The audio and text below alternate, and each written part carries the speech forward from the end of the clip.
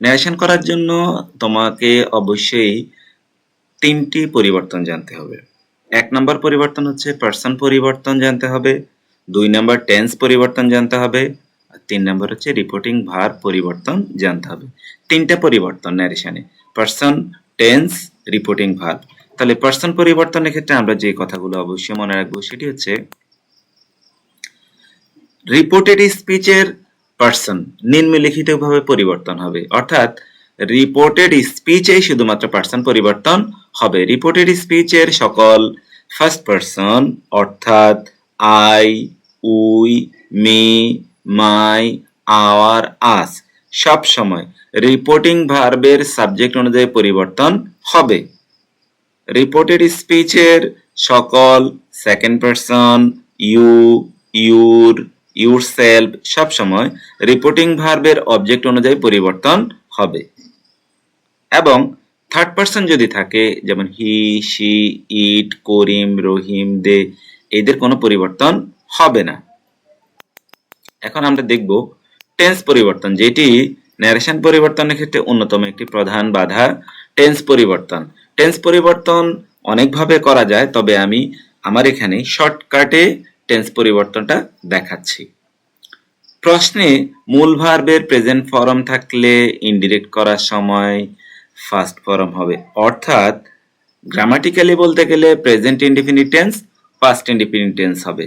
But তুমি যদি tense মনে রাখতে অসুবিধা হয় তাহলে তোমাকে মনে রাখতে হবে রিপোর্টেড স্পিচের যেই ভার্বটা আছে এটা যদি প্রেজেন্ট ফর্ম থাকে তাহলে ইনডিরেক্ট করার সময় এটা ফার্স্ট ফর্ম হবে। অ্যাজ ফর এক্সাম্পল আমরা বলতে পারি প্রশ্নে ছিল গো, উত্তর হবে ওয়েন্ট, অর্থাৎ প্রেজেন্ট ফর্ম হবে ফার্স্ট ফর্ম। মূল ভার্বের ফার্স্ট ফর্ম থাকলে ইনডিরেক্ট করার সময় হ্যাড প্লাস মূল ভার্বের বি3 অর্থাৎ ভার্বের পাস্ট পার্টিসিপল। গ্রামাটিক্যালি হচ্ছে ফার্স্ট ইনডিফিনিট টেন্স হবে first perfect tense, first indefinite tense first perfect tense. আমরা উদাহরণস্বরূপ বলতে পারি প্রশ্নে যদি ওয়েন্ট থাকে তাহলে গো ভার্বের ফার্স্ট ফর্ম হচ্ছে ওয়েন্ট, অর্থাৎ এটা ফার্স্ট ইনডিফিনিট টেন্সে আছে। তাহলে আমরা ইনডিরেক্ট করার সময় এখানে প্রথমেই হ্যাড তারপরে গো ভার্বের ফার্স্ট পার্টিসিপল ফর্ম গন বসাবো। এছাড়া আরো শর্টকাটে যদি আমরা মনে রাখতে চাই, অ্যামিজার যদি প্রশ্নে থাকে অ্যামিজার, তাহলে ইনডিরেক্ট করার সময় ওয়াজ ওয়ার ব্যবহার করতে হবে। যদি প্রশ্নে ওয়াজ ওয়ার থাকে তাহলে ইনডিরেক্ট করার সময় হ্যাড বিন বসে, হ্যাড বিন, অর্থাৎ ওয়াজ ওয়ার ফার্স্ট কন্টিনিউয়াস টেন্সের একটা চিহ্ন, তাহলে ইনডিরেক্ট করার সময় ফার্স্ট পারফেক্ট কন্টিনিউয়াস টেন্স অর্থাৎ হ্যাড বিন দিতে হবে।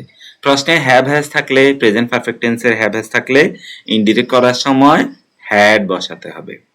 প্রশ্নে যদি ডু ড্যাশ থাকে প্রেজেন্ট ইনডিফিনিট টেন্সের ভার্ব তাহলে ইনডিরেক্ট করার সময় ডিড হবে। বাট প্রশ্নে যদি ডিড থাকে তাহলে এটা ফার্স্ট ইনডিফিনিট টেন্স বোঝায়, এ কারণে হ্যাড প্লাস বি3, ডিডের ফার্স্ট পার্টিসিপল হচ্ছে ডান।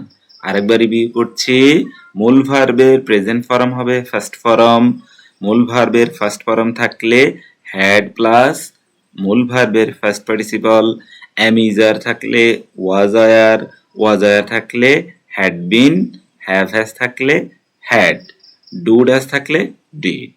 ধন্যবাদ সবাই।